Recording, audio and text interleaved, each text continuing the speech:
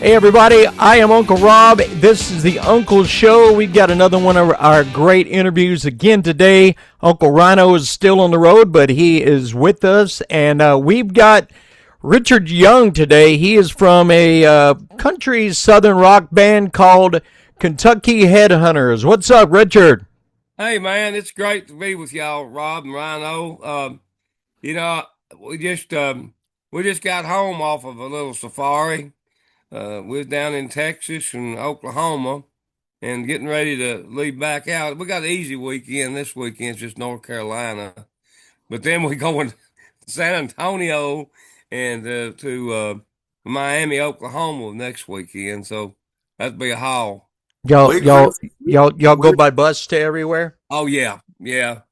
We've got a. I wouldn't fly for years. It was just a phobia I had, and I've still got a little of it. But we were speaking about my son John Fred Young, who's the drummer for Blackstone Cherry, and I've worked with them.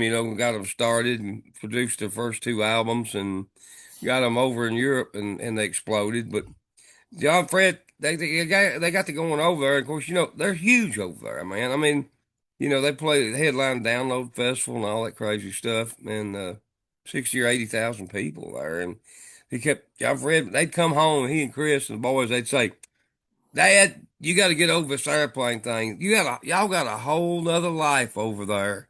And said, hmm "You don't understand." Said, "We got people out there with gray hair in our audience with headhunter shirts on." hmm He said, "So you know how sometimes guys you'll go, somebody will just torment you to death about something. You'll finally give in and say, well, all right, thinking they'll forget about it. Well, anyway, about a week later, John Fed and I told him I'd go to the UK, and because I always wanted to go to England and London and Glasgow, Scotland, all those places. But he called up and said, Dad, you're gonna love this. You ain't gonna believe it. We got you on a show in Sweden, Come and it's on. called Sweden Rocks, and it's the biggest festival over in that whole part of the world, and a rock festival.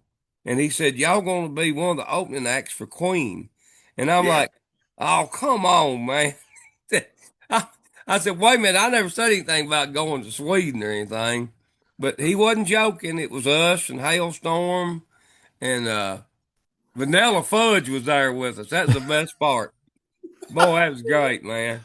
Hanging out, getting out to hang out with those guys. Yes, And sir.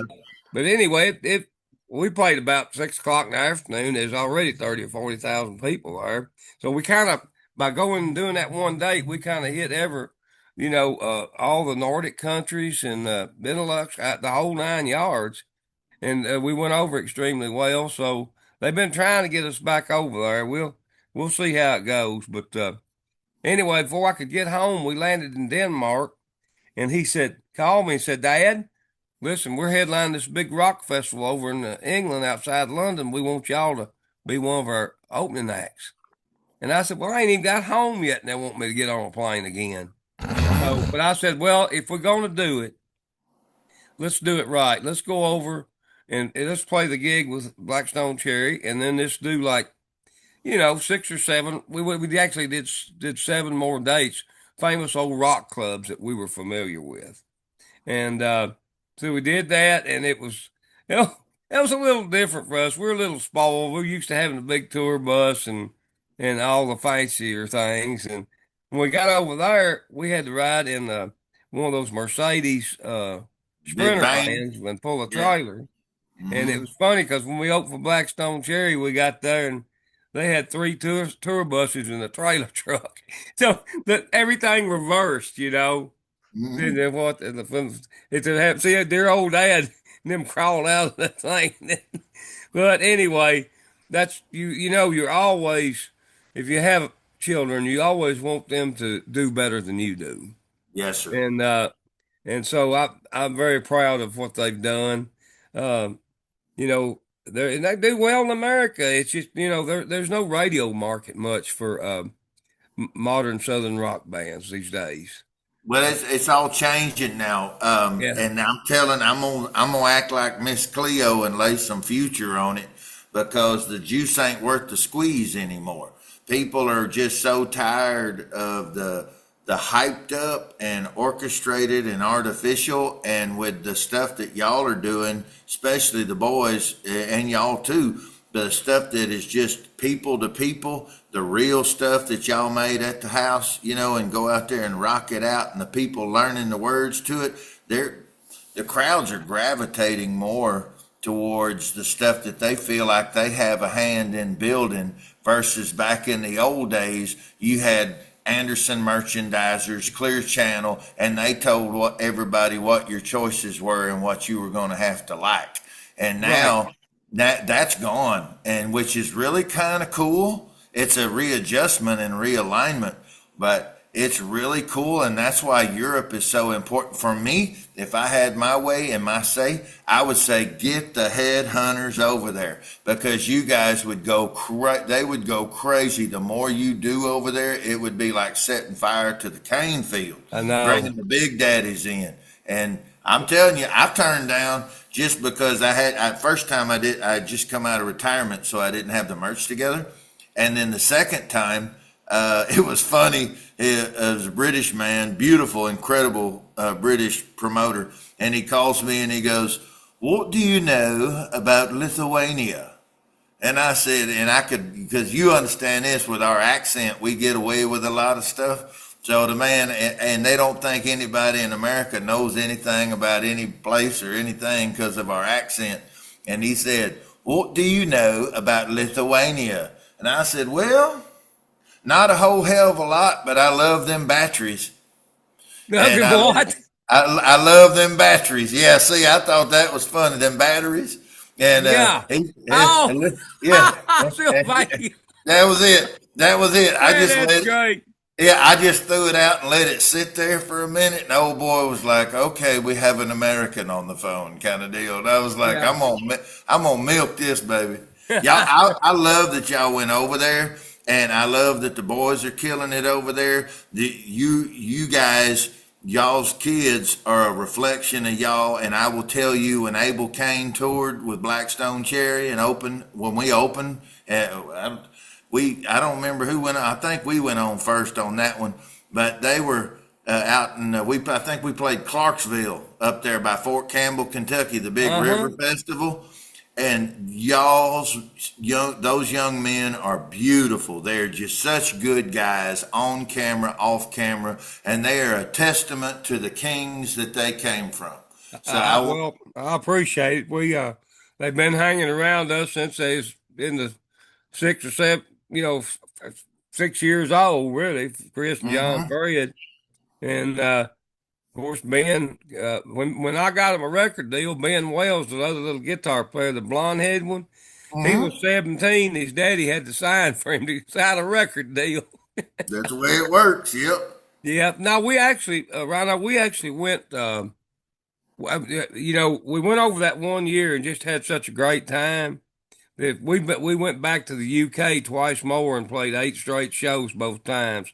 Well, Mhm. the last one was really, you could really tell it was kicking in high gear. The rooms like Shepherd's Bush, Empire, we were playing places like that, and Nice. but it was great because we went over there with Dan Baird and his band Homemade Sin, Mhm. and golly, what is the boys? They're great. Like a cowboy rock act. They's out by the time we came out, and I swear to God, they kicked my butt if I can't think of that. It'll come. Jason and the Scorchers. Oh They, yeah. all three of us on the same bill, and man, that was just a wonderful, wonderful lineup. And Dan and them furnished all equipment on that tour. They wouldn't let us bring anything. Of course, we would swap out. Some nights we were the headliner. Some nights Jason and them were. Mhm. And some nights Dan and the Homemade Sin Band were. Depending on what popularity you had in a certain area. And of Yes, sir. course, Dan had been going over there for years. So people really knew him. But I laugh because uh, I never, we took two of our road guys with us to help with equipment, but they wouldn't let them touch their equipment. Dan set up his amp for me. He said, "Just get back and let me do it now. Let me do it." And but they just good guys, man. Every one of them. And man, that Jason Ringwald is a trip. You know, he Yeah. showed up the first day, and he had on an old trench coat and a hat pulled down, and had a paper sack in his hand, and it had harmonicas in it. And he Mm-hmm. walked up, and I said, "Oh man, wonder who that guy is." You know, I said he just come in off the street. Well, he had ridden a train from somewhere and showed up to play. And man, he came out there on stage like Jerry Lee Lewis, ball of fire. You know, he transformed into this wild man. And I Mm-hmm. just loved him, man. All those guys were so nice. We had such a great time. But then the old Mr. C came visiting COVID, and Mm-hmm. that we haven't been back since. But I tell you what it did do is it was about the time, and I don't know if you felt the same way, but we always done pretty well on record sales. And when Mm-hmm. they started that streaming, I thought, man, we're dead ducks, because I said people won't people they're not going to stream our music. Well, what I realized happened was, remember when we were young and we had the LPs of Led Zeppelin 1 and 2, Yes. and then when CDs came out, we had to buy them again. Mm-hmm. Remember that? Mm-hmm. And or cassettes or whatever. Yes, sir. Well, the same thing I think is happening was what you were saying, going back to what you said a while ago about people are gravitating more to real these days. And I think that the people that are doing that are either just discovering the bands that are considered to be that, or Yes. they got to go get the record because they've been listening to us for 30 years or 40.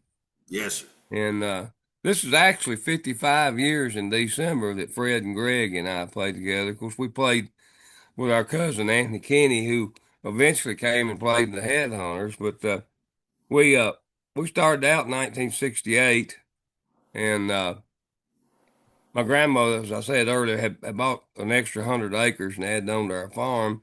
Had this quaint old clapboard farmhouse on it down on Beaver Creek there, what runs through our farm. Mm-hmm. And so rather people started wanting to rent it, from her, and she didn't want to fool with that. So we had just started playing, so she got the wild idea to let her two grandsons and their two cousins move into this farmhouse. Ain't that something?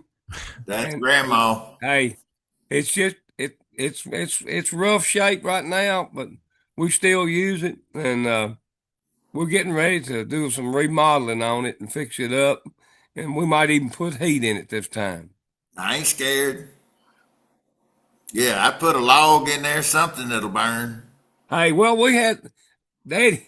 Our dad was a school teacher for 39 years and a big historian. And when they was going to tear down log cabins and things like that, Mm-hmm. Daddy would go in and take them down.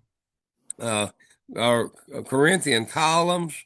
He's got the gates to President Polk's house down there leaning up against the barn. They never put them up. That's been Mm. 50 or 60 years ago. Just, all things. A lot of people, uh, there was a period of time people lost appreciation for historical homes and things like that. And they want to just tear them down. And Daddy was there right in the midst of all that and had an old 2-ton Dodge truck. And all the boys that worked on the farm would go with him. And they'd come in for a big load of cut stone or, you know, tons of stuff like that all the time. And he's even, I've got the original Baptist church on Broadway in Nashville. They was tearing it down, and over the door, the double doors, it had a stained glass, a great big one, two Ooh. door. And Daddy brought that home, and it's in the wall of my upstairs bathroom, and you can, when you turn the light on, that just shines in there so pretty, and Sometimes you so get to all that thinking, stuff. But our dad furnished all of our homes with antiques because he didn't get married till he was 30 and was a school teacher those other years and lived at home. And, he invested his money in old antique furniture. I know that there's a place in Nashville, below Nashville, called Bell Mead down oh, in, I know it well. yeah, Bell Yeah. Mead Mansion down in Columbia, Tennessee. No, that's not the one. It's another. But anyway, they were getting ready to tear Belle Meade down. And Daddy got word of it. I think they stopped them from doing it historically, but Daddy went down there and they had that. If you look at the book of Belle Meade, it's got a room called a parlor room that had this red parlor furniture in it. And Daddy got there and bought it, and brought it home, and it's been in our front room of our house ever since I can remember, a little boy. And of course, they've called a million times and wanted to buy it back, And Daddy would go, "Hell no, you was fixing to throw it in the sinkhole if I hadn't been there, or something." So, but we've got a lot of history, and I guess I should say that our family and our mother and father rubbed off on us a lot. They both played.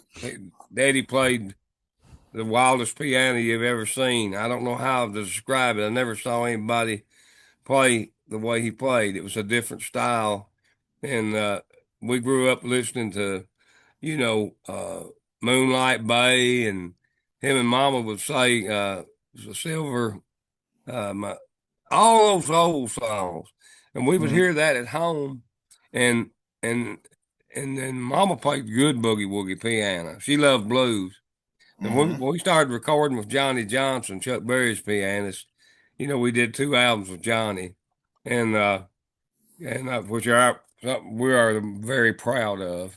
Thank you, Keith Richards of the Rolling Stones, for helping us get that gig, and introducing Johnny to us. And but we would hear that at home, and then Daddy would be watching. They'd watch movies like Oklahoma, those kind of movies. That's the kind of stuff our parents like. And then we had to watch. We were forced to watch Lawrence Welk. Of course I you got a were. funny story about that. But anyway, then we'd go out and help in the tobacco patches. And see, back then, all the families, they didn't have all this heavy machinery and people from overseas helping in the crops. Everybody. So what they do, there was African American families and white families, and they all owned a farm, a little farm around. And when it came time to cut tobacco or set tobacco, they'd jump on one farm like a bunch of locals. They'd get that one, then they'd go to another. So we'd be out in the field there. We got the junk job, jumping sticks. They wouldn't let us have a knife and a spike. They was afraid we'd kill ourselves. Yes, And, probably would have. Yeah. Probably would have, And matter of fact, right here in my room, my office right here, I've got one of the original biker knives. But man, that was so cool because you had all kinds of people there singing. They sung back then, when they worked. They kind of took away the misery of the heat. And you'd hear somebody, guy trying to sing like Johnny Cash or Jerry Lee Lewis or the Beatles, and then there was this great African black spiritual songs that the black folks would sing. And man, of course, you know what sounded the best going up down that creek bottom. Oh God! But we would take all that in, and then we had 2 milk barns, and one was right across from the practice house, and the family that milked there, they let like country music. So against our will, we would hear Lefty Frizzell, Hank Williams, and all that stuff. And you at the time, I mean, if somebody told us in the 70s that we were going to put a Southern rock album out in a country music label and it would change our lives, we'd laughed them out of the room because it wouldn't have worked back then. It was just that timing was it was like you had Steve Earle, Dwight Yoakam, Katie Lang, Lyle Lovett, and everything was going on. Hank Williams Jr. was even trying to play and did dang good at it, playing John Lee Hooker songs, on dobro and stuff. And then To came what? the Georgia To what? Satellites came along. Well, to what you're saying, and I've said this several times, a lot of people thought I was crazy and didn't think about it. But for me, Georgia Satellites and Kentucky Headhunters did the setup for Garth to be able to come in and do what Garth did.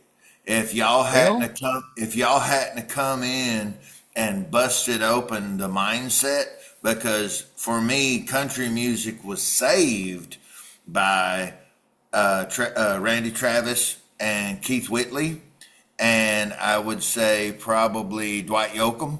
It was saved in the conventional sense, the traditional sense, Yes, and sir. then what y'all did when y'all came in, and y'all are still pure magic. And watching y'all and Fred on those damn drums, Fred back, everybody fell in love with Fred right out of the gate. Yeah. And I mean, Good for you. y'all doing what y'all did, along with, I think the satellites came out right before y'all, and then Yeah, a y'all, few years before. But yeah, and what amazed me about that band is they crossed over to country music too, because people be drinking. They say, "Play, keep your hands to yourself." You know, yeah. and I said, "Well, it's not our song. That's the Georgia Satellites."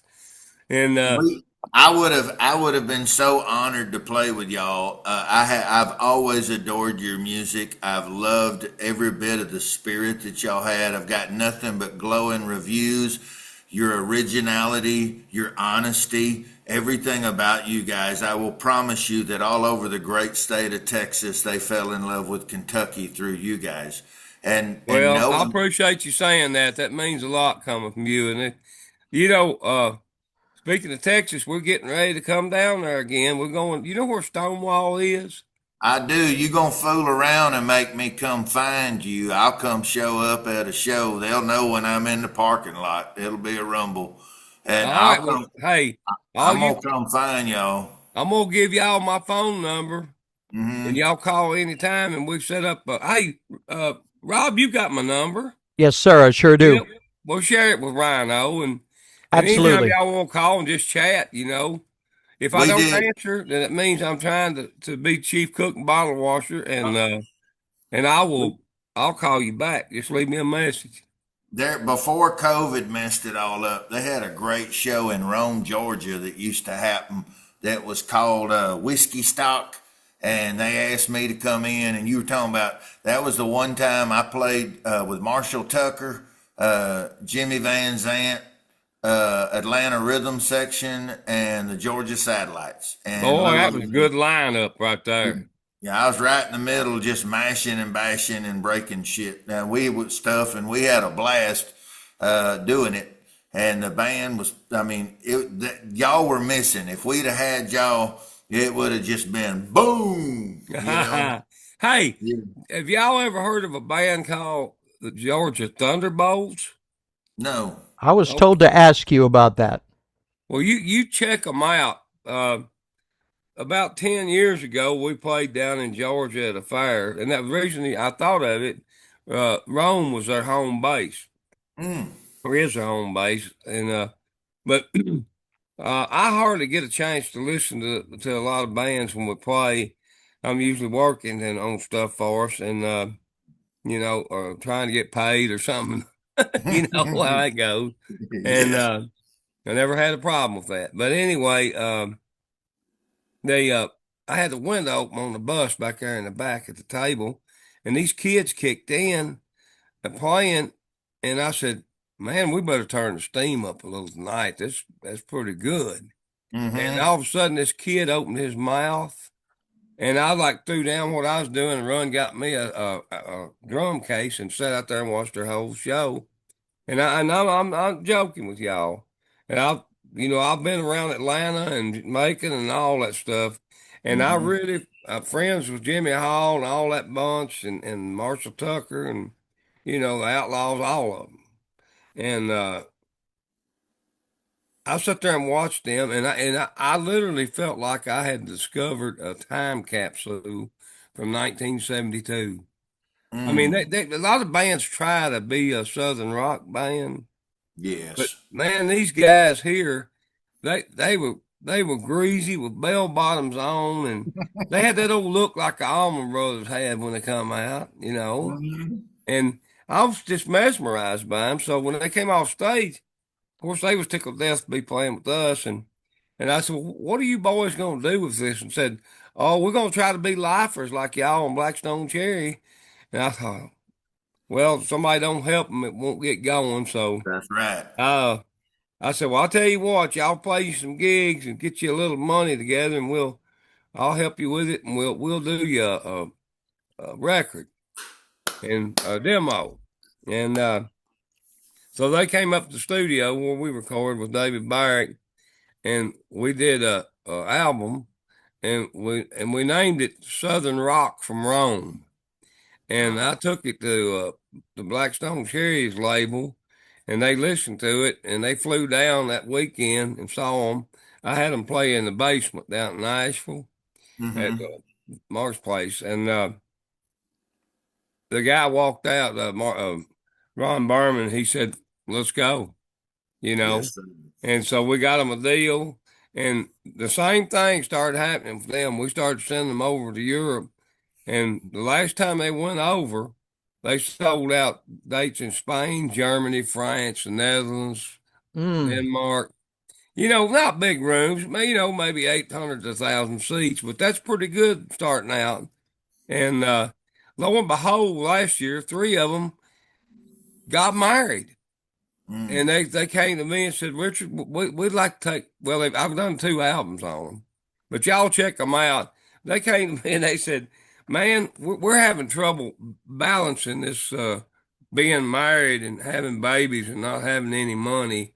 And we Work life. take a break a while and make, when you hear them, you'll go, it's sad that they had to do it, but they're taking a break.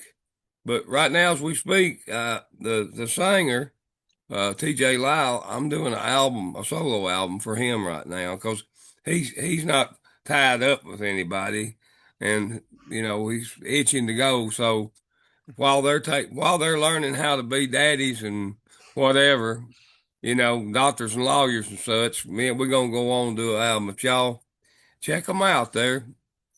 Cue up. I'm too Let's old to cue them fool with up. something that ain't good, Rhino. Yeah, no, of course not. Let's cue them up and get them connected with the show. We'll get them on here and bring them on into the tribe with you Yeah. guys. I'd like That, you to bring TJ on. He's one time when we get we got 23 demos to start with. We're gonna start recording. Uh, nowadays everybody's recording EPs and they start releasing singles to if I can say it right, to beef up their algorithms. that's right. Because if you want to get a deal nowadays, which I'm sure TJ get one with his label tomorrow, but they want to see these algorithms shine and grow before they'll really put the meat behind it. Well, it's the thing with the labels, and we were laughing, right? It was happening right when I came out of retirement, and I'd never had social media, so I didn't know anything about that stuff. And they were telling me, "Oh, you got to have these numbers. You've got to have these numbers." And I didn't know how all that stuff worked, but I knew it wasn't going to work because numbers on Spotify do not translate to butts in the seats. And if No, you they don't, don't, man. not at all. And I was laughing because the labels were signing these kids left and right who'd never been outside their mama's guest room where they had Christmas lights up and did their little TikTok videos. And I love that stuff. That's a, I know, yeah, man. yeah, that's a great place to It's a start. great place to be, but you Yeah, can't stay there. It's no, like I say at the bar. yeah, Last call for alcohol. You can't stay here no more. Get the no. hell out of here. If you don't work here, if you don't sleep here, You and if you leave. don't sleep with someone that works here, go home. Yep. That's right. I never heard that part. That's good, man. Hey guys, we are out of time. I know Richard's got to get that meeting here at the top of the hour. Boy, I appreciate it. Hey, I Well, could talk. I could talk for another hour, couldn't we're y'all? gonna we're, we're Oh, gonna I get you love on it. next time we get you on. We'll make sure we've got like an hour or 2 hours or whatever set aside where we're not rushed to end the stories. I mean, I could go for a couple more hours, but I know you've got a very important call to make. What Yeah. we normally do, Richard, at the end of the interviews, whatever song, Kentucky Headhunters, that you want us to play that best exemplifies what you guys are about, you tell us what song you want to play, and we'll play it when we do this interview on the air. Well, uh, people always ask me what our favorite song is, and I don't have one because we're old school. We grew up listening to AOR radio where they played albums one side and then flipped it over. Uh, on FM radio. And so we always made albums that we would try to make it where people, if you make an album and it's like kind of like if you wrote a book and you tore 2 or 3 chapters out along, people get lost. Well, what happened to that guy or whatever, Mhm. or that gal? Did they get married or whatever? And so we always tried to make albums, and I've always looked at wherever we were at that time making an album. And Greg puts it best. He said, some of them's been mini platinum and some of double platinum and some of them's been double cardboard. That's and but you know where he got that from? Greg Where? Greg didn't coin it. Delaney Bramlett told Greg that one time. And Delaney Nice. and Bonnie. He said, well, I've made some records that's a double platinum. I've made some that's double cardboard, I'm gonna rob that. I'll give credit, but I'm gonna steal it and use it. Hey, go ahead, man. The boys, I've enjoyed it. Yes, sir. I guess if we was thinking straight with the way the people listen in, if they don't know the song, we're going to introduce it to them. It's Dumas Walker. Oh Yeah. my goodness, yeah, that is a favorite of mine. Richard, we're going to get you back on. We're going to get some Dumas Walker on. Thanks for spending time with us this afternoon, man. And listen, I'll get John Fred on for you too sometime soon from Blackstone Cherry. Yes, I'll sir. talk Give to him our about it. love to all the family over there, buddy. Absolutely. I I'm will. gonna end up. I'm gonna end up making a run. I got to be up in Tennessee for a little while. It ain't no hill for a high stepper to jump to Kentucky. I'll come over to y'all's neck of the woods and I can get the nickel tour for the family farm. All right. Hey, Welcome it to the don't cost tribe, you any Richard. nickel. The only thing is, I have to spray you to keep you from getting turkey mites. All right, it'll happen. Hey, Are they? I gotta tell you something. I gotta tell you something funny. So Billy Joe Schaefer, you know who that is? Yes, Yes, I sir. do.